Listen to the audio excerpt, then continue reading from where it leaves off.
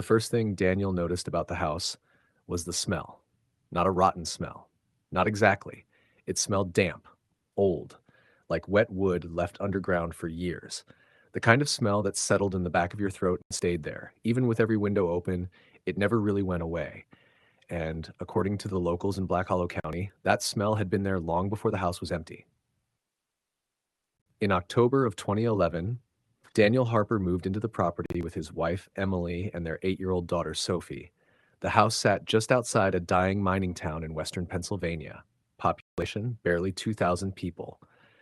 One gas station, one diner, one church, and miles of forest surrounding everything else.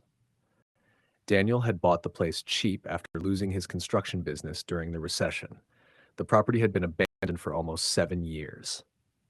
Most people in town thought he was crazy for buying it, but when you're broke enough, cheap starts looking attractive.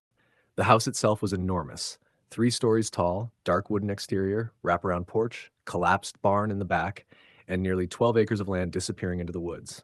To Emily, it looked depressing. To Daniel, it looked like a second chance. The first week passed quietly, too quietly.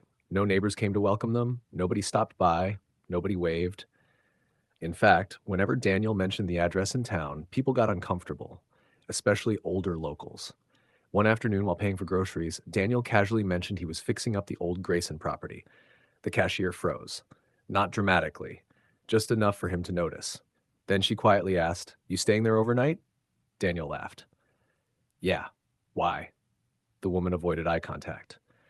"You should keep your daughter out of the woods." That was it. No explanation. Just that. Daniel assumed it was small town superstition, the kind of local ghost story every forgotten town invents to entertain itself. At least, that's what he thought at first.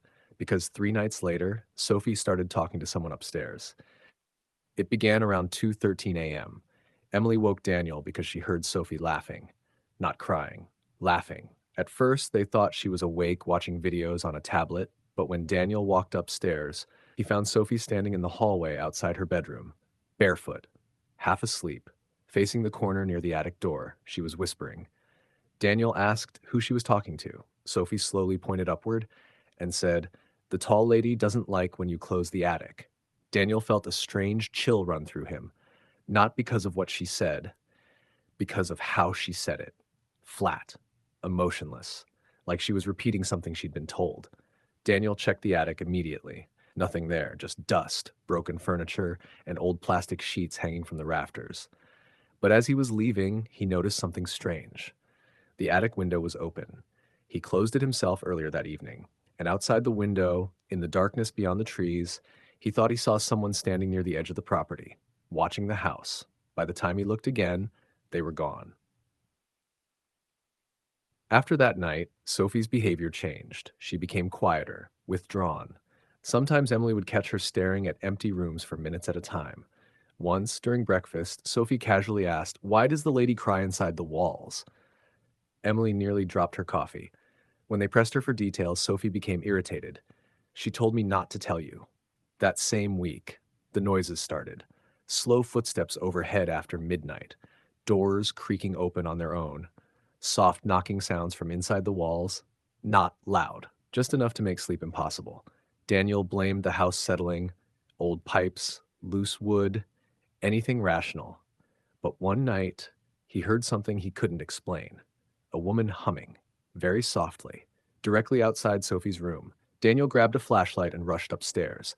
The humming stopped immediately. The hallway was empty, but Sophie's bedroom door was open, and written across the inside wall beside her bed were the words, "She is under the floor." The letters looked smeared, uneven, dark. At first, Daniel thought it was paint, until he touched it. It wasn't paint. It was wet, and it smelled metallic. Emily screamed when she realized what it was. Blood. Fresh blood. But Sophie swore she didn't write it. And the disturbing part, nobody ever found where the blood came from.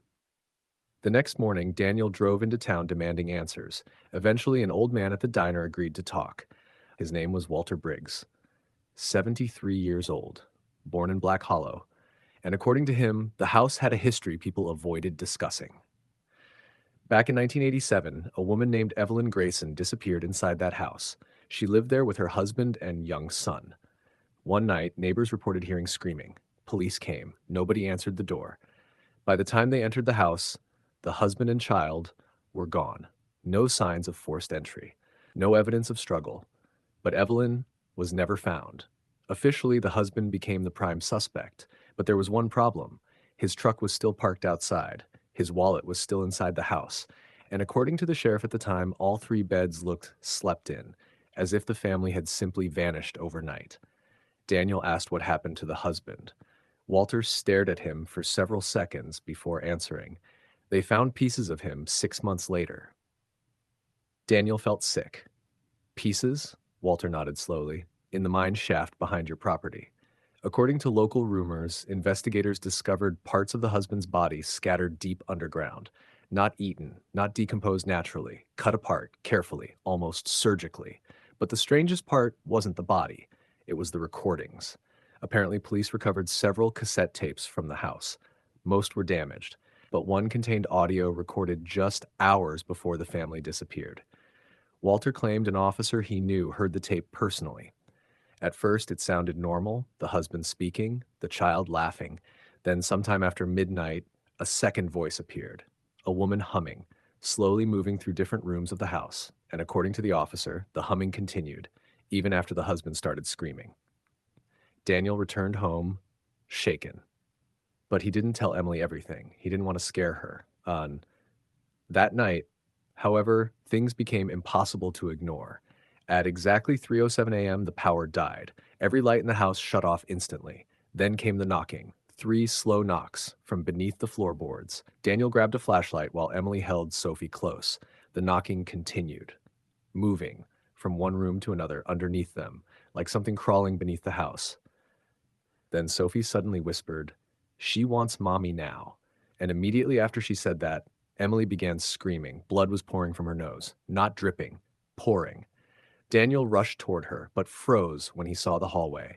Wet footprints, long, barefoot, leading from the attic down toward Sophie's room, as if someone soaking wet had walked through the house moments earlier. The footprints stopped directly outside Sophie's bedroom, and facing the door stood a woman, tall, thin, completely motionless. Daniel only saw her for maybe 2 seconds. Pale skin, long black hair hanging over her face, arms unnaturally long. Then the flashlight flickered, and she was gone.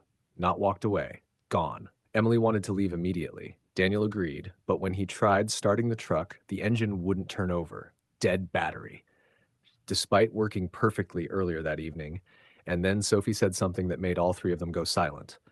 She said, "If we leave," Sophie looked toward the woods, "she'll follow us." The next few days became a nightmare. Sophie stopped sleeping entirely. Emily developed violent migraines, and Daniel began hearing humming even outside the house, near the barn, near the trees, sometimes directly behind him. One afternoon, Daniel finally searched the property thoroughly. That's when he found the mine entrance, hidden behind overgrown brush near the tree line. Old wooden beams reinforced the tunnel entrance. Most of it had collapsed decades earlier, but someone had recently cleared part of the opening. Daniel found fresh footprints leading inside, human footprints. He should have called police. Instead, he went in alone. The tunnel smelled worse than the house: wet dirt, rust, rotting wood. As he moved deeper underground, he noticed strange symbols carved into the walls. Not pentagrams, not cult symbols, something older. Crude circular markings repeated over and over. Then he found the room. About 50 yards inside the mine, there was a hidden chamber, and in the center of it sat a wooden chair, bolted to the floor, surrounded by children's toys, old ones, decades old, most covered in dirt and mold, and hanging from the ceiling above the chair were dozens of human teeth tied together with fishing wire. Daniel nearly vomited. But the worst part was the tape recorder, still sitting in the corner, covered in dust, with a cassette already inside, against every instinct telling him not to. Daniel pressed play. Static filled the tunnel. Then came humming, the same humming, a woman's voice, soft, calm, and underneath it a child crying, then a man screaming, "Don't let her take him." The recording cut violently. Then came several seconds of silence before a final voice whispered, "She lives under the house now." Click, end of tape. Daniel ran, and as he reached the tunnel entrance, he heard footsteps behind him. Fast, bare feet slapping against wet stone, chasing him. He never looked back. That night, they tried leaving again, this time on foot. Daniel packed essentials while Emily carried Sophie toward the road, but halfway down the driveway, Sophie stopped walking. Then she slowly turned back toward the house, smiling, not like herself, wide, empty.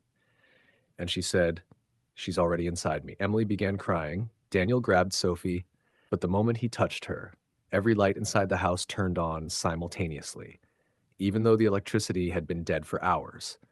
Then the front door slowly opened by itself, and from inside the house came humming, louder than ever before. Sophie started screaming, violently, not in fear, in pain. Blood began pouring from her ears as she clawed at her own face. Daniel carried her back toward the truck while Emily called 911. But before dispatch could answer, the call disconnected. Every phone lost signal instantly. Then Daniel saw movement upstairs, someone standing at Sophie's bedroom window, watching them, tall, motionless, and slowly raising one hand toward the glass. That was the moment Daniel finally understood something horrifying. Whatever was inside that house didn't want the property. It wanted Sophie. Police arrived just before sunrise after Emily managed to reach emergency services from the highway. But by then, Sophie was gone. Daniel claimed she disappeared from the back seat while he was speaking to officers. 1 second she was there, the next, the door was open. Empty. No footprints, no sounds, nothing. Search team spent 6 days combing the woods, no trace. The mine was sealed permanently by county officials, and the Harper family house was demolished 2 months later.